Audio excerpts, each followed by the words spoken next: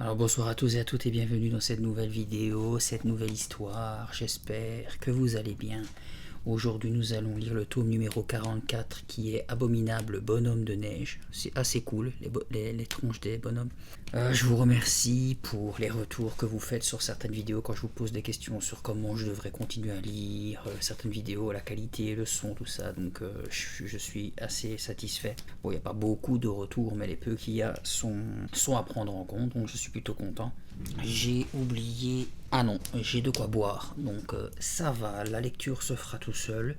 Ici, il est seulement 7 heures, c'est vraiment la période, je sais pas pour vous, mais automne-hiver, j'adore parce que le soir tombe très vite, à 6 heures il fait déjà nuit, donc en tant que, on va dire, créateur de nuit, je préfère parce que ça, là-dedans, ça travaille beaucoup plus, j'ai plus d'envie et de motivation pour faire ce que j'ai envie, surtout que dans mon autre chaîne, pour ceux qui sont pas au courant, mais j'ai une autre chaîne qui s'appelle Anto pour vous servir, lien de la chaîne dans la description si vous voulez me donner de la force aussi sur cette chaîne là. Je fais du gaming, de l'humour, de la passion jeux vidéo, manga, animé, films, séries, enfin tout ce que vous voulez, et parfois des let's play et surtout des jeux d'horreur certains vendredis, ce qui est cool parce que comme ça je dérange pas mon voisin, parce que comme je suis un couillon pas possible, j'aime bien crier, j'aime bien me faire peur, mais c'est pas insonorisé, donc je fais toujours des jeux d'horreur en cette période parce qu'à 6h il fait déjà nuit, donc c'est mieux. Quand en été le soleil à 10-11 heures du soir il est toujours en l'air, donc c'est un peu plus pénible pour moi, alors que cette période,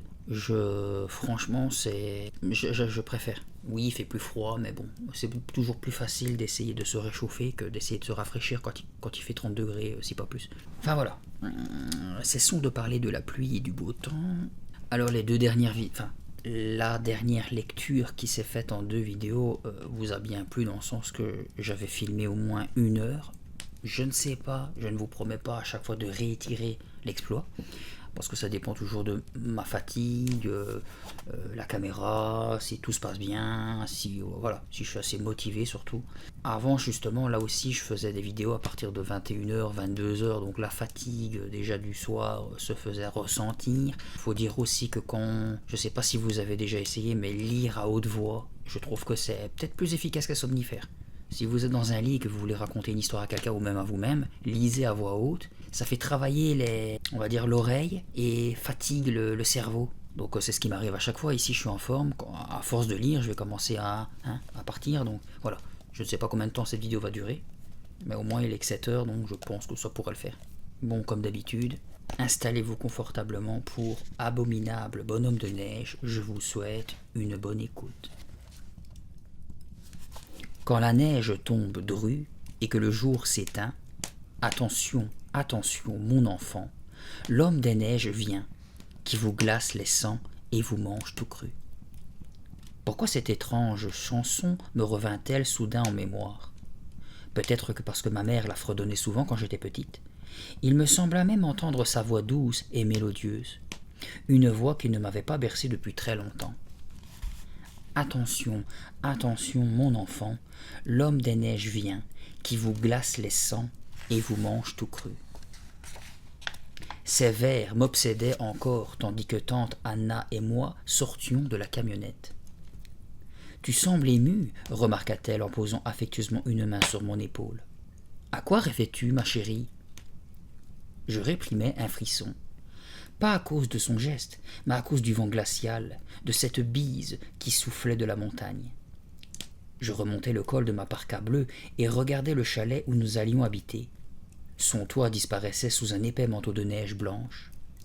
Attention, attention, mon enfant, l'homme des neiges vient.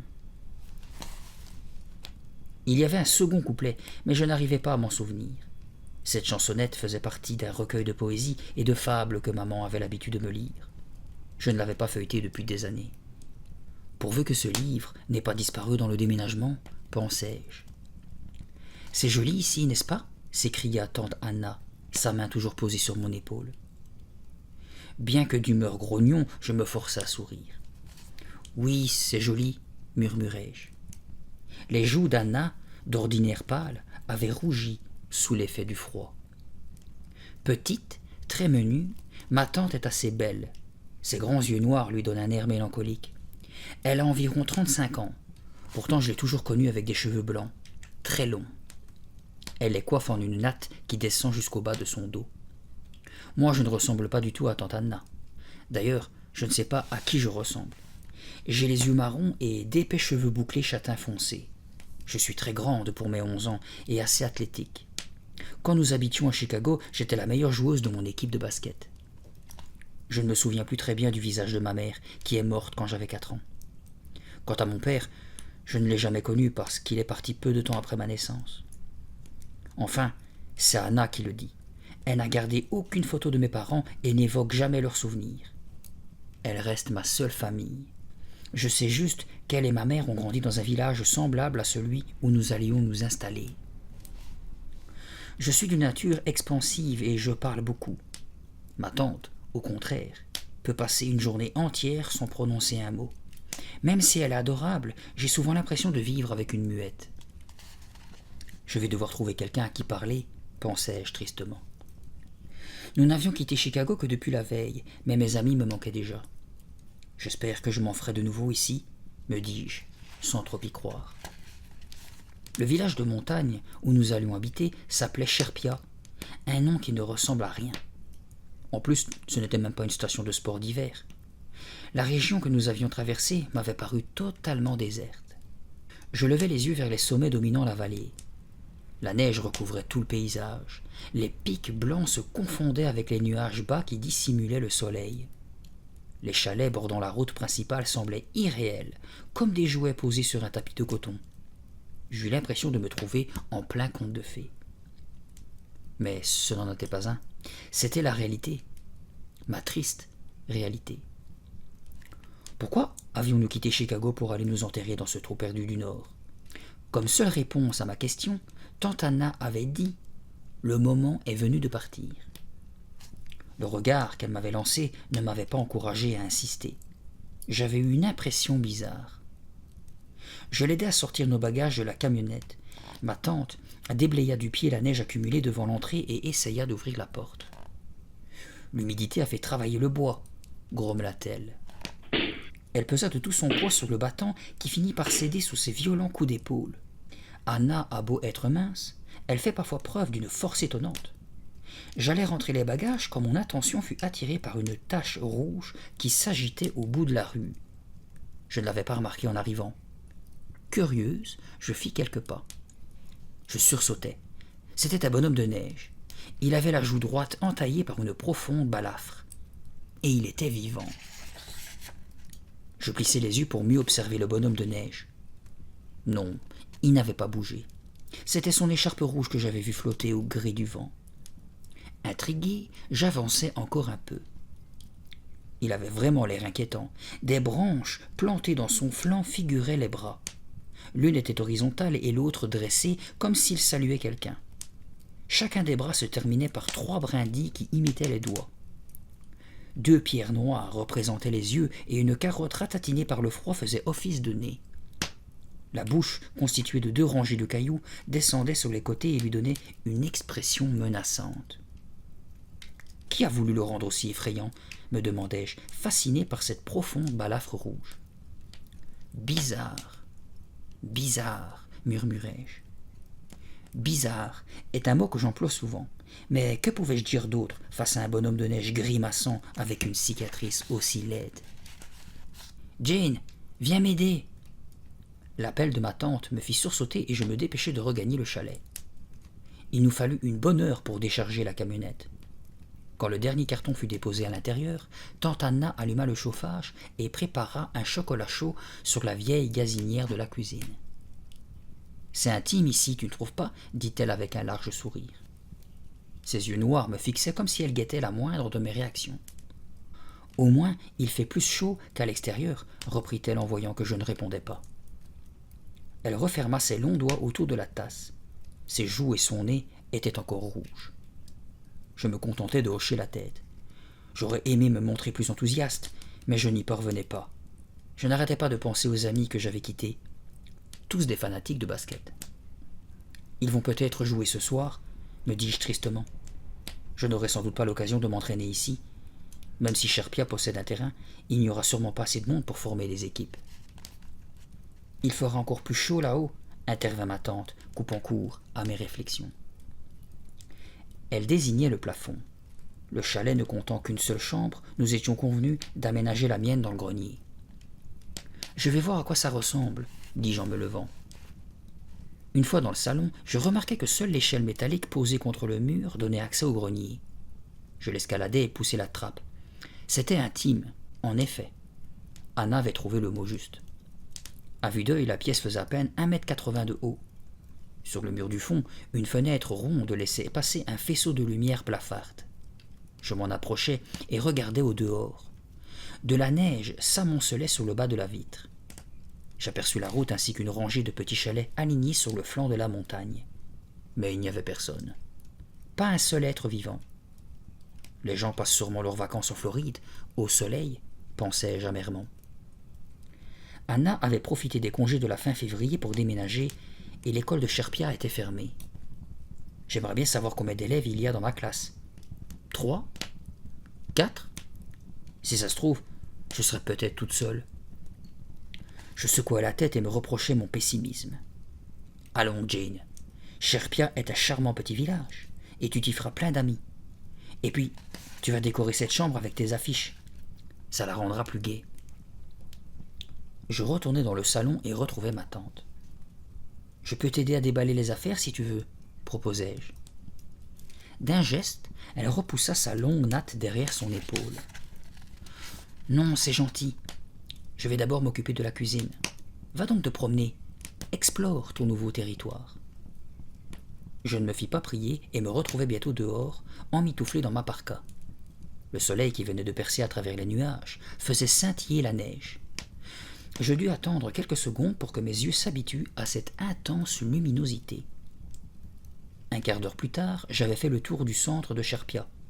Il ne comporte qu'une mairie, une école, grise et austère, une petite église située en face de l'unique magasin et de la poste. Je décidai donc de remonter la route principale en direction de la montagne surplombant la vallée. Je marchais dans l'un des 2 sillons parallèles que les roues des voitures avaient creusés sous la chaussée. La neige crissait sous mes bottes. Je dérapais par moments, courbé pour résister aux soudaines rafales de vent. Je dépassai alors 2 chalets semblables aux nôtres. Ils avaient l'air déserts. Bientôt, j'arrivai aux hauteurs d'une voiture tout-terrain garée devant une grande bâtisse en pierre. Une vieille luge en bois traînait sur le seuil. Un chat noir m'observait derrière une vitre du rez-de-chaussée. Je lui adressai un signe de la main, mais il disparut aussitôt.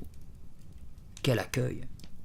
C'était le premier être vivant que je croisais depuis le début de ma promenade. La route se mit à grimper en lacets. À mesure que je progressais, les habitations s'espaçaient de plus en plus. La bise glaciale continuait de souffler et d'épais nuages cachaient à présent le soleil, obscurcissant le ciel. Un rayon parvint cependant à percer cette masse nuageuse. Il illumina soudain le paysage. Je me tournai vers la vallée et admirai les petites maisons blotties sous la neige. « C'est magnifique, » me dis-je. « Je crois que je vais me plaire ici finalement. » J'étais trop émerveillé par ce spectacle pour remarquer l'ombre qui s'allongeait à côté de moi. Soudain, de longs doigts glacés se refermèrent sur mon cou. Je poussai un hurlement. Je me débattis et parvins à me délivrer de cette étreinte glaciale. Je me retrouvai face à un garçon hilar. Il avait 10 ans environ. Il était vêtu d'un blouson en peau de mouton et portait un bonnet de ski rouge et vert. « Je t'ai fait peur ?» se réjouit-il. Son sourire s'élargit encore. J'allais lui répondre lorsqu'une fille de mon âge apparut derrière lui, enveloppée dans un épais manteau violet. « Ne fais pas attention à Max, » me dit-elle en repoussant une mèche de cheveux. « Il est fou. » « Merci pour le compliment, » fit-il, toujours très souriant. Ils se ressemblaient tellement qu'ils devaient être frères et sœurs. Ils avaient le même visage rond, des cheveux noirs et raides ainsi que de grands yeux d'un bleu intense. « Tu viens d'emménager à Sherpia ?» demanda Max en m'observant attentivement. « Ça l'amuse beaucoup d'effrayer les personnes qui viennent de s'installer, » intervint la jeune fille.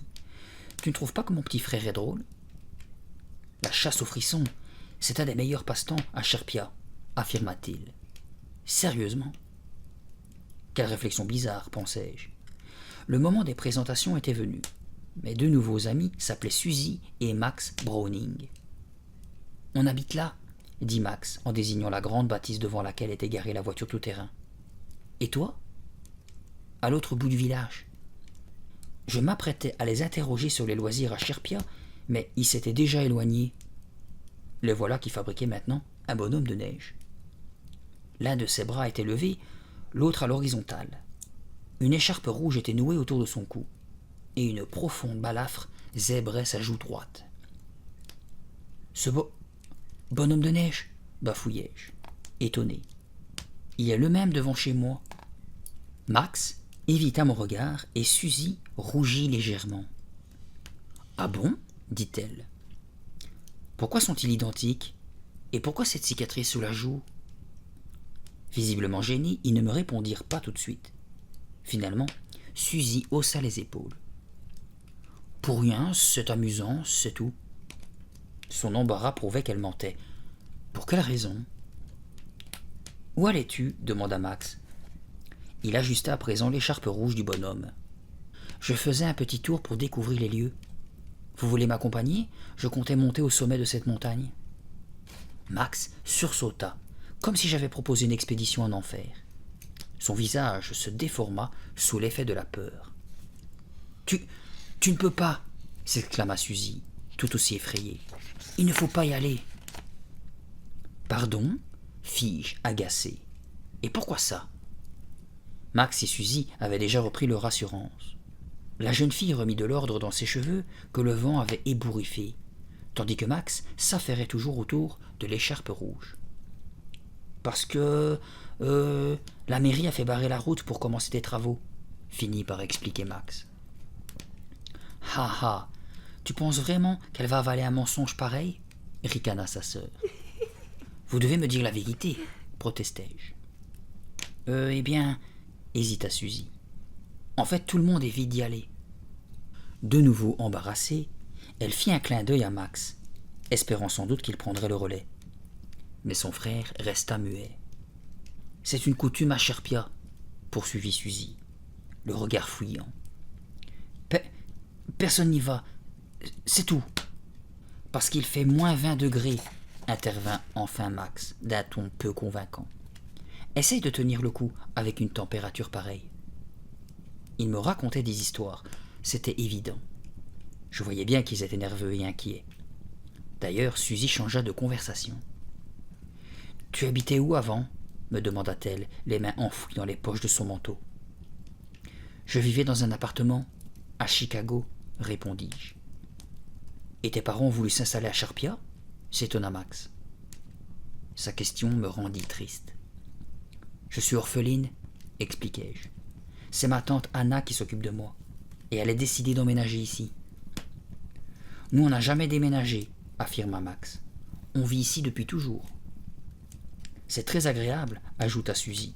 « Il n'y a pas beaucoup de monde, mais on s'y habitue. »« J'espère que tu aimes la neige, » enchaîna son frère. « Parce que, à Sherpia, on pourrait la vendre au kilo, tellement il y en a. » Sa plaisanterie nous fit rire. « Allez, je vous laisse, dis-je. Je vais continuer ma balade. À bientôt. »« Alors tu vas quand même aller là-haut ?» s'inquiéta Max. « Non, » le rassurai-je en rabattant la capuche de ma parka. « Le vent souffle trop fort. Je vais me promener un peu, et après je rentre. » Je les saluai et poursuivis ma route. Derrière le virage, j'aperçus une forêt de jeunes pins que le vent avait courbés. Je repérai aussi des empreintes de pas. Je m'accroupis pour les examiner de plus près. Trop large pour être celle d'un écureuil. Elle devait appartenir à un animal plus gros. Peut-être un cerf. Je me relevai et poussai un cri.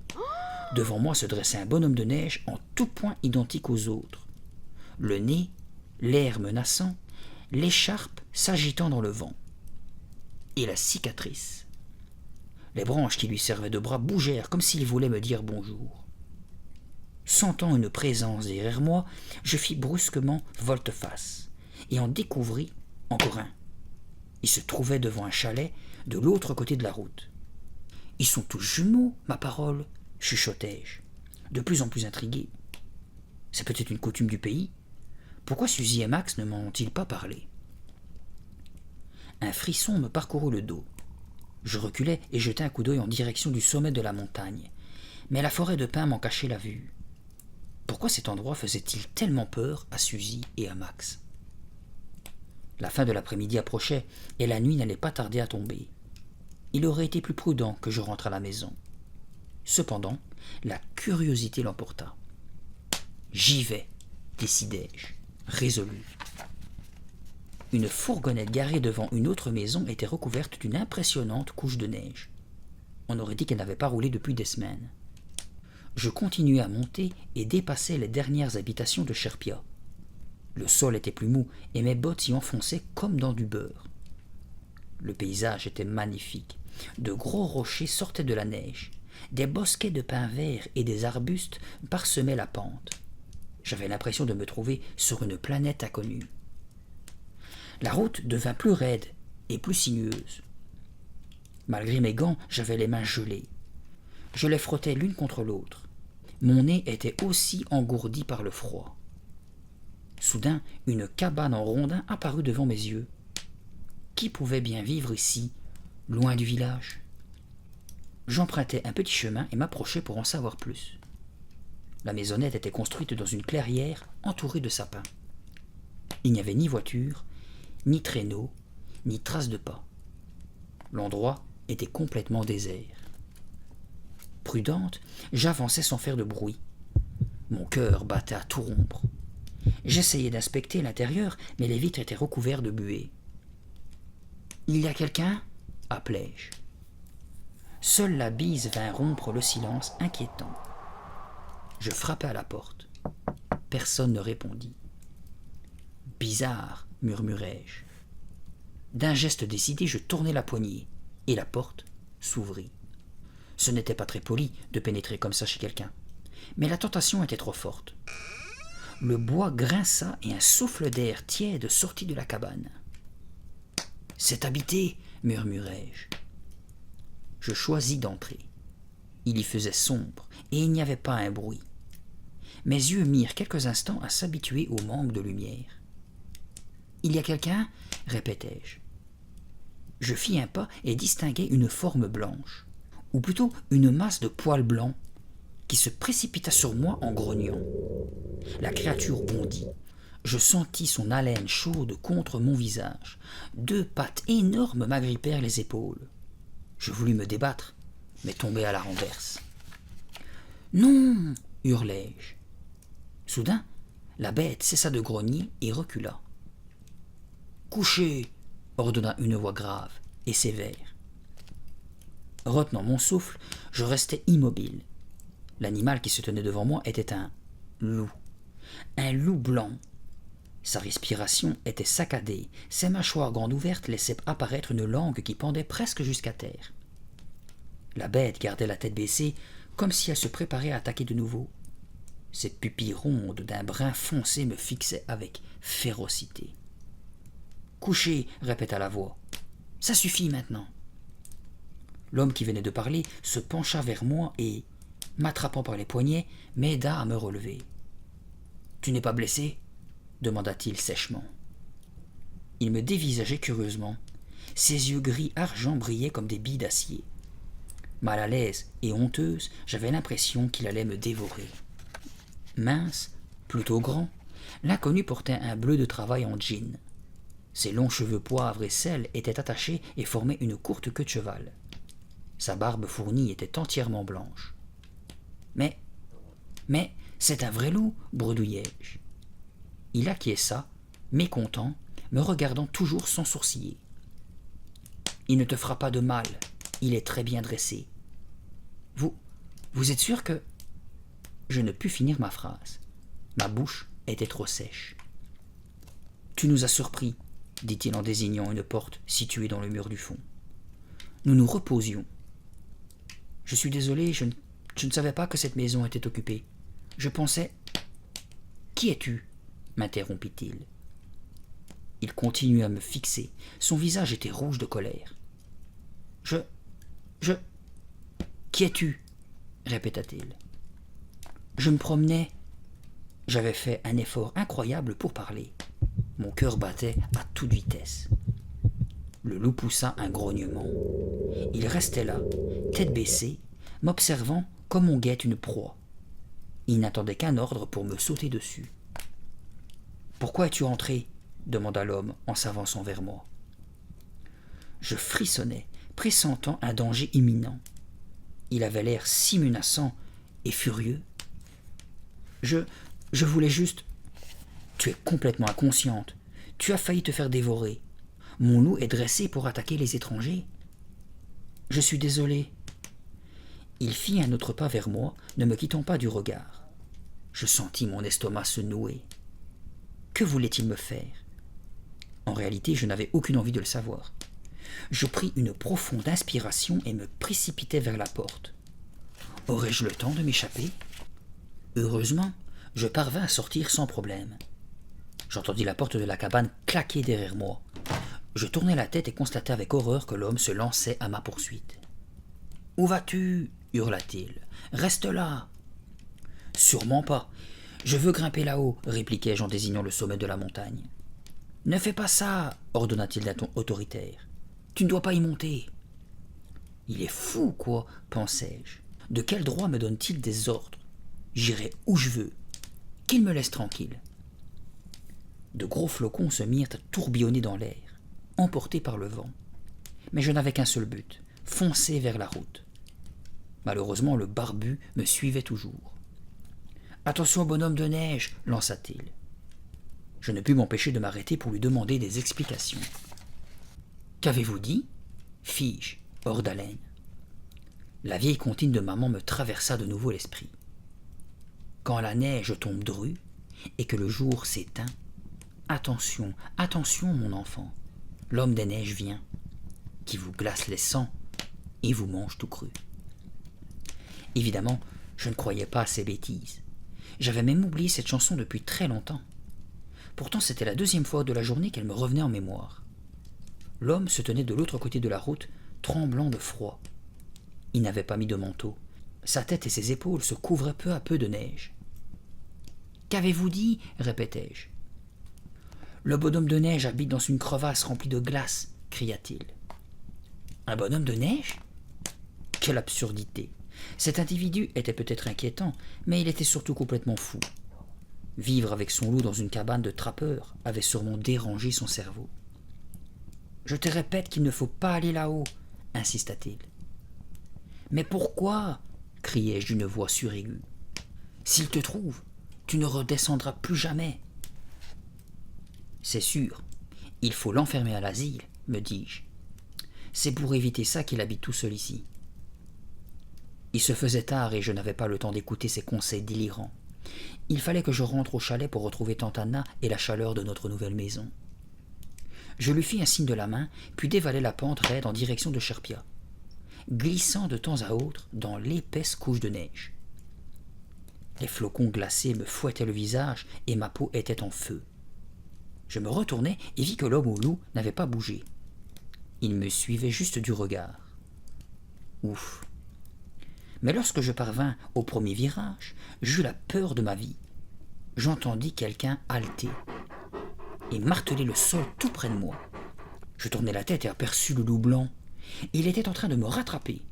Il montrait ses crocs et baissait la tête, prêt à m'attaquer. « Non !» hurlai-je. J'accélérai l'allure, mais les flocons m'aveuglaient. Le sol se déroba sous mes pieds. Je trébuchai et perdis l'équilibre. Par miracle, je parvins à me redresser et pris mes jambes à mon cou. La tête me tournait. La montagne semblait remuer dans tous les sens. Quel cauchemar! La route avait disparu sous la neige fraîche. Mais où était-elle? J'étais perdu. Mes bottes s'enfonçaient de plus en plus profondément. Enfin, je sentis le contact de la chaussée. Je jetai un rapide coup d'œil en direction du loup qui me poursuivait toujours. Il n'était plus qu'à 10 mètres, évoluant avec souplesse sur la pente accidentée. La gueule ouverte, tout gros dehors, il respirait au rythme de ses foulées. Son haleine formait des nuages de vapeur dans l'air froid. Au lieu de m'occuper de lui, je devais m'enfuir. Soudain, mon pied heurta l'un des rochers qui bordaient la route. Je m'étalai de tout mon long sur le ventre, dans la neige poudreuse. J'essayais désespérément de me remettre debout. Trop tard. Le loup arrivait sur moi. À ma grande surprise, l'animal arrêta sa course à 3 pas de moi. La gueule entr'ouverte, il me fixait en haletant bruyamment. À chaque aspiration, sa poitrine se soulevait sous son épaisse fourrure blanche. Les flocons fondaient au fur et à mesure sur sa langue pendante. Voulait-il reprendre son souffle, ou bien attendait-il que je me remette à courir pour m'attaquer? Debout devant lui, je le surveillais, terrorisé. « Rentre chez toi !» lui ordonnai-je d'une petite voix, persuadé qu'il ne m'obéirait pas. Le vent redoubla de violence. Le loup m'observait toujours. Je fis un pas en arrière, puis un autre. Il continua à me regarder, immobile. Je reculai encore, très lentement. La bête se redressa sur ses pattes et baissa la queue sans me quitter des yeux. Il était expressif, comme ceux d'un être humain. À quoi pensait-il? Et pourquoi m'avait-il suivi jusqu'ici? Était-ce pour vérifier que je retournais bien à Sherpia? Et si son maître étrange s'était servi de lui pour m'empêcher de grimper en haut de la montagne? Je fis encore 2 pas en arrière. Le loup resta figé comme une statue. La neige enneigée descendait en tournant. Je marchais à reculons jusqu'à ce que l'animal disparaisse derrière un virage. Voilà qui était fait. Je poussai un soupir de soulagement et partis d'un pas rapide en direction du village. Toutes les 5 secondes, je regardais derrière moi. Heureusement, ni le loup, ni l'homme ne me suivaient cette fois. Les rafales de vent, chassant les flocons, redoublèrent de violence. Je saisis la capuche de ma parka à 2 mains et commençai à courir. J'étais parti depuis 2 bonnes heures, et Tantana devait se faire de soucis. De temps à autre, le soleil couchant tentait de timides percées, mais il était aussitôt masqué par des nuages bas. La nuit commençait à tomber. Les lumières des quelques maisons environnantes s'allumaient les unes après les autres. De la fumée sortait des cheminées. J'étais presque arrivé à notre chalet lorsque je passais devant une étrange créature. C'était encore un bonhomme de neige planté dans un jardin. Il était pareil aux autres. Son nez, son écharpe, sa balafre. Il semblait me saluer avec ses faux bras s'agitant dans le vent. Un frisson courut le long de mon dos. Au virage suivant, je me retrouvai nez à nez avec un 2e bonhomme, puis un 3e. Ils me firent signe à leur tour. Je déteste ce village, pensai-je en courant le plus rapidement possible. Tout y est trop bizarre. Je n'y serai jamais heureuse. Jamais. Pourquoi Tantana a-t-elle souhaité venir dans cette région? Soudain, un bruit derrière moi me ramena à la réalité. Quelqu'un me suivait. Était-ce à nouveau le loup? Non. Le crissement des pas correspondait aux enjambées d'un homme. Ce devait être ce fou barbu. Je laissai échapper un gémissement de terreur et me retournai pour l'affronter. « Jane !» J'en restais bouche bée. Suzy traversait la rue en courant. Des flocons de neige parsemaient ses cheveux noirs. « Tu es passé devant chez nous si vite, dit-elle, essoufflée. Tu ne nous as pas vus ?» Au loin, j'aperçus Max qui nous faisait des signes depuis le seuil de leur maison. « Tu sais, il neige tellement, bégayai-je. »« Ça n'a pas l'air d'aller, s'inquiéta Suzy. »« Pas vraiment. J'ai été poursuivi par un loup blanc et son maître, expliquai-je à grand renfort de gestes. C'est un fou qui habite dans une cabane, près du sommet de la montagne. »« Conrad ? C'est son nom ?» Suzy acquiesça. Un coup de vent rabattit brutalement ma capuche que je ne tenais plus. Je la remis en place et l'agrippai fermement. « Il s'est construit cette baraque tout seul, dit Suzy. J'aurais dû te prévenir. »« Me prévenir de quoi ? Il vaut mieux les éviter. »« C'est tout ?» l'interrompis-je, agacé par tous ces mystères. « C'est pour ça que ton frère et toi n'allez jamais là-haut ?»« Oui, c'est pour ça, avoua-t-elle. Entre autres. » Je crus qu'elle allait poursuivre, mais elle resta silencieuse. Un silence pesant. Elle regardait les flocons tomber. Elle balaya une motte de neige qui couvrait l'une de ses bottes. Max nous avait rejointes. Il se tenait derrière sa sœur, immobile, les mains enfoncées dans les poches de son blouson. « Mais pourquoi Conrad fit-il là-haut, loin de tout ?» m'exclamai-je. Suzy hésita à répondre. Elle regarda son frère comme si elle voulait son avis. « En fait, personne n'en sait rien, répondit-elle enfin. Il est peut-être au service de ce bonhomme de neige. Je veux dire... » Elle se mordit la lèvre, consciente d'avoir fait une gaffe. « Pardon ?» lançai-je, exaspéré. « Je n'ai pas dû bien comprendre. Qu'est-ce que tu veux dire par « ce bonhomme de neige » ?» Suzy resta muette et jeta de nouveau un coup d'œil à Max. « Dis-moi à quoi rime toute cette histoire » éclatai-je. « Le vieux barbu m'en a parlé lui aussi tout à l'heure. Et comment pourrait-il travailler pour un bonhomme de neige ? Tout ça ne tient pas debout. »« Il faut qu'on rentre, » dit Suzy en reculant, embarrassée. « C'est bientôt l'heure du dîner. » Je lui emboîtai le pas, décidé à connaître la vérité. « D'abord, il faut que tu me dises. »« Je ne peux pas, » me chuchota-t-elle à l'oreille. « À cause de Max, il a trop peur. »« Mais... » Max remarqua nos messes basses et tendit l'oreille. « Rentre chez toi, Jane, » murmura Suzy. « D'accord, mais pas avant que tu m'aies promis de tout me raconter, » dis-je. « Moi aussi je peux être têtu, si je m'y mets. »« Bon, » fit-elle en surveillant Max. « Rendez-vous demain à 19h30 devant l'église, d'accord ? Tu sauras tout. »« C'est moi, » annonçai-je en poussant la porte d'entrée du chalet. Tante Anna était dans la cuisine et rangeait des bols dans un placard. « On dirait qu'il neige, » constata-t-elle en se tournant vers moi. J'ai été tellement occupée que je n'ai même pas eu le temps de regarder par la fenêtre. « Ce sont les plus gros flocons que j'ai jamais vus, » dis-je. Je me penchai au-dessus de l'évier et secouai ceux qui recouvraient ma parka. Je l'ôtai et la posai sur une chaise près du radiateur. Puis je frottai les manches de mon pull pour me réchauffer. « Dis-moi, tante Anna, tu as déjà entendu parler d'un bonhomme de neige à Sherpia ?» À mon grand étonnement, elle sursauta. « Un bonhomme de neige ?» répéta-t-elle, visiblement déconcertée. « Oui, il paraît qu'il vit au sommet de la montagne. » Anna se mordit la lèvre inférieure, comme Suzy. Elle le fait souvent lorsqu'elle réfléchit. « Non, Jane, je n'ai rien entendu de pareil, » affirma-t-elle. Mais sa voix avait tremblé, et elle avait un air tendu, comme je ne lui connaissais pas. Elle s'accroupit et continua à déballer les cartons. Je m'approchai pour l'aider. « Quelqu'un m'a conseillé de ne pas aller là-haut. » Anna ne répondit rien et me tendit 2 bols. Je les rangeai dans le meuble sur l'étagère supérieure. Le monsieur qui m'a dit ça ajoutait que, sinon, je ne reviendrai plus jamais. Ma tante laissa échapper un petit rire nerveux. « Voyons, tu ne vas tout de même pas croire à ces superstitions. »« Ah, vraiment ?» ironisai-je en la regardant droit dans les yeux. « Bien sûr, il y a toujours des histoires horribles qui circulent dans des petits villages comme Sherpia. Il voulait juste se moquer de toi en te faisant peur. » Le vieillot Moulou se moquait de moi. Il n'avait pas l'air de plaisanter. Mais alors pas du tout. Il était terriblement sérieux et menaçant.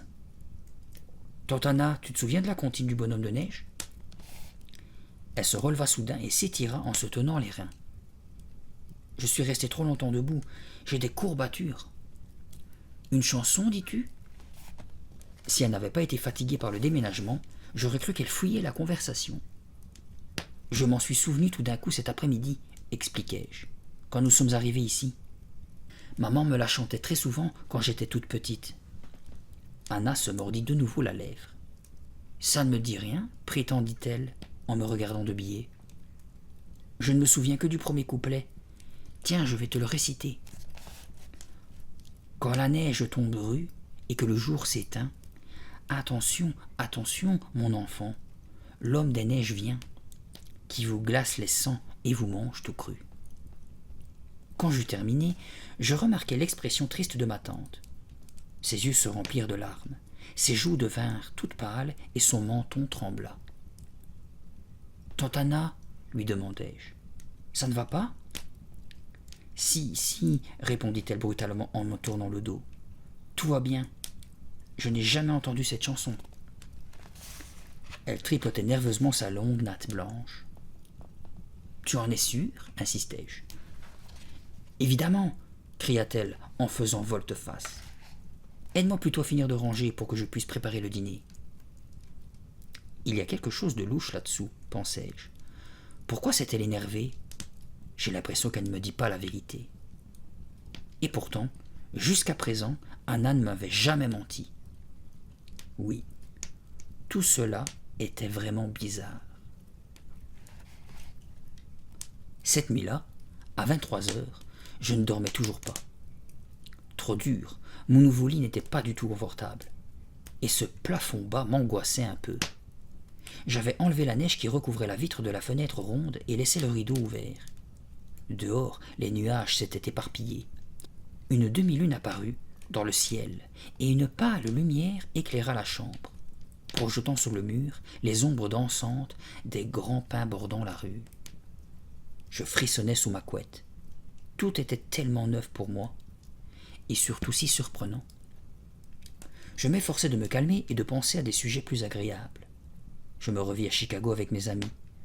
Que faisaient-ils en ce moment? Est-ce que je leur manquais? Je revis leur visage et, le sourire aux lèvres, je commençais à m'endormir. C'est alors qu'un hurlement lointain me fit sursauter. Était-ce des loups? Je me levai d'un bond et courus à la fenêtre. Un vent léger faisait remuer les buissons. Un nouveau hurlement effrayant retentit. Le village de Sherpia était plongé dans un sommeil profond. Au loin, j'aperçus la route principale conduisant vers le haut de la montagne, mais je ne pus distinguer le sommet, dissimulé dans la pénombre de la nuit. J'étais trop tendu pour me rendormir. Ce n'était pas la peine de me recoucher. Brusquement, j'eus envie de sortir. C'était la seule manière de me changer les idées. J'enfilai mon jean, une chemise épaisse et un gros pull. Je descendis l'échelle et me retrouvai dans le salon. Je marchais sur la pointe des pieds pour ne pas réveiller tante Anna. Je trouvai ma parka sèche, mes bottes et mes gants dans le placard de l'entrée. Et je sortis en refermant la porte le plus doucement possible. Ouf, murmurai-je, satisfait de ne pas avoir été surprise par tante Anna. Dehors, il faisait très froid, et la neige luisait sous le clair de lune. Je rejoignis la route principale d'un pas ferme. L'air glacé me fit du bien. Le vent était tombé. Le silence était total. Je suis toute seule. Le monde m'appartient, pensai-je, excité. C'est alors qu'un effroyable hurlement me glaça, m'arrachant brutalement à mes rêveries. Je me mis à trembler et scrutai le sommet de la montagne. Était-ce le loup blanc? Hurlait-il comme cela toutes les nuits? Et pourquoi ces cris paraissaient-elles si humains? J'aspirai profondément et me remis à marcher lentement sur le bas-côté. La neige crissait à chacun de mes pas. Je dépassai quelques maisons et continuai mon chemin. La lune se mit soudain à briller d'une lumière plus intense. Je m'arrêtai net. Une ombre venait de passer devant moi.